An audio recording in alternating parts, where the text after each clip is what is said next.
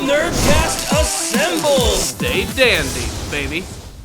The latest episode of Akudama Drive turns into Akudama Die because it looks like we might have our first major character death in the series. That's right, it's another awesome episode of the big, super slick cyberpunk action anime. If you're a little upset that the titular cyberpunk video game has not been released yet due to all of the delays, maybe this brand new anime series will rock your cyberpunk jollies. This was a pretty exciting episode and was incredibly simple to say the least. Pretty much the entire premise of the episode was that the Master Executioner was taking it upon himself to go headlong first into battle against all of the Akudama, not worrying about if he was going to succeed or fail, and knowing that this could potentially result in his death.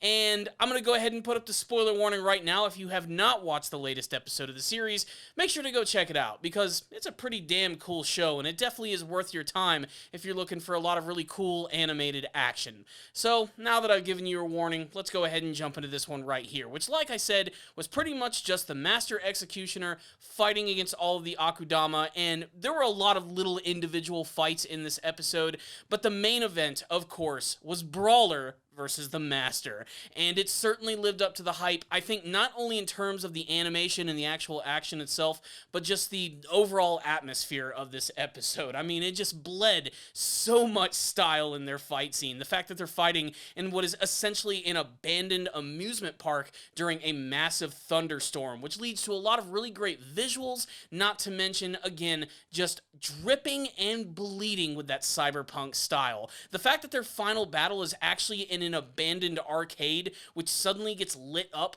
by the freaking thunderstorm, literally causing everything to turn on with all the different various colors, just really makes this episode pop in terms of the actual visual department.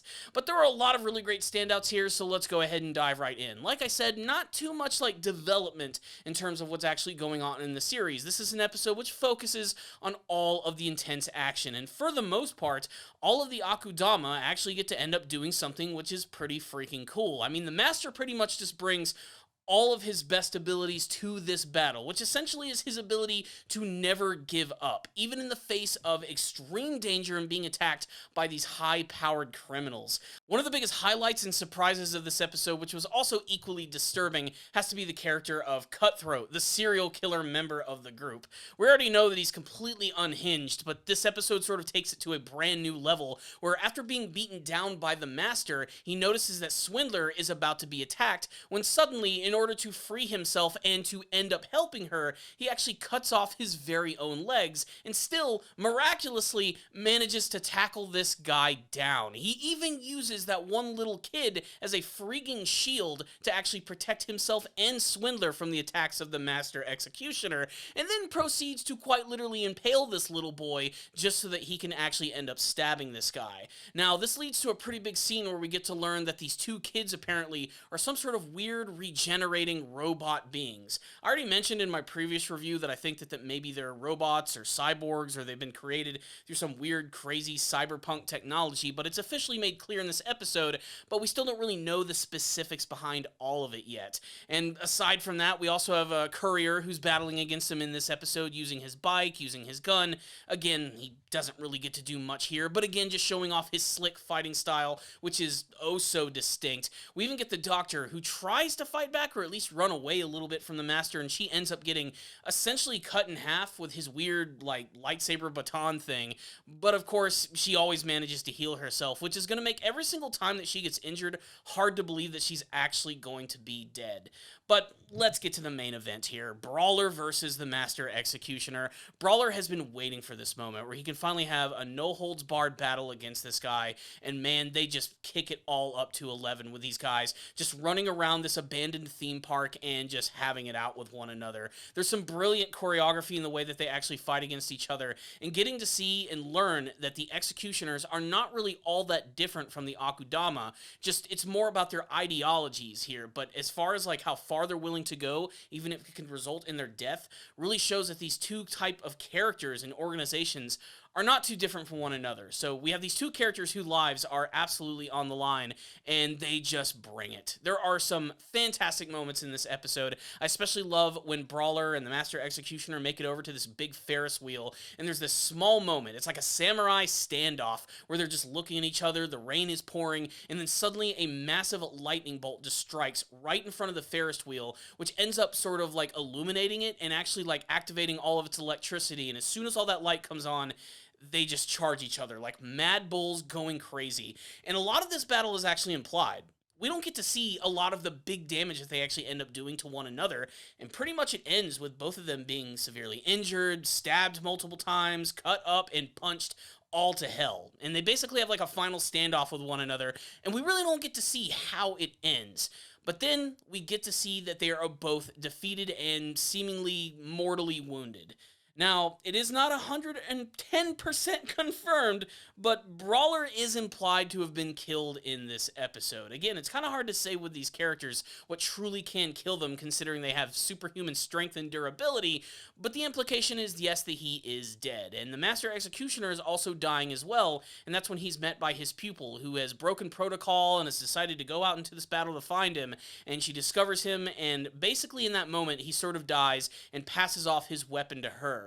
When comes what might be one of the most shocking scenes of the entire episode, Hoodlum finally does something aside from being a chicken shit, which is remarkably interesting, as throughout most of the series, he's been desperately trying not to get involved in any of the big action that's going on here, but over the course of the last couple episodes, his relationship with Brawler has actually grown. Now, of course, at first it just seemed like he was sort of taking advantage of the fact that Brawler was incredibly strong and could basically fight all his battles for him, but when he actually sees him there dead, he actually ends up picking up the weapon of the pupil who dropped it on the way to seeing her master, and he ignites it and immediately goes on the attack, and then it just fades to black and we go to the rest of the story where all of the other Akudama, Swindler, and the kids have made it to this like secret hideout place where they're able to open up a massive door which is going to lead to somewhere. See in the next episode. It's basically next episode bait, but you definitely want to stick around because after the credits we get to see what actually ended up happening to the pupil. Now, we don't get to see if Hoodlum actually was able to survive this event. The implication is that he probably still is alive and that he severely injured the pupil, because at the end of the episode she's covered with bandages, she removes them, and now she has just got the most massive gnarly looking scar across her eye, which has only made her even closer to her former master and is going to drive her even further to try and take down these Akudama. You can almost feel the rage in the character without her showing very little emotion. In a way, she has become the master in this moment. Now, it is worth mentioning that she does have two of those lightsaber batons, one of those probably belonging to the one that was used by Hoodlum, so it's kind of hard to say if he actually is alive or dead. If you look at the preview, it's also kind of ambiguous and kind of hard to say. There could be a flashback sequence with him. I'm not sure what to believe at this moment, but just the fact that we saw Hoodlum going so crazy and utilizing a weapon was very unexpected, man. Like, wow, that was just a really surprising scene. So, what's the rundown on this episode of Akudama Drive? Just, if you wanted a lot of freaking action, you're gonna get it in this episode. There's so many great moments, and with all of that, it was just done with such great style. There are so many visual moments in this episode I love.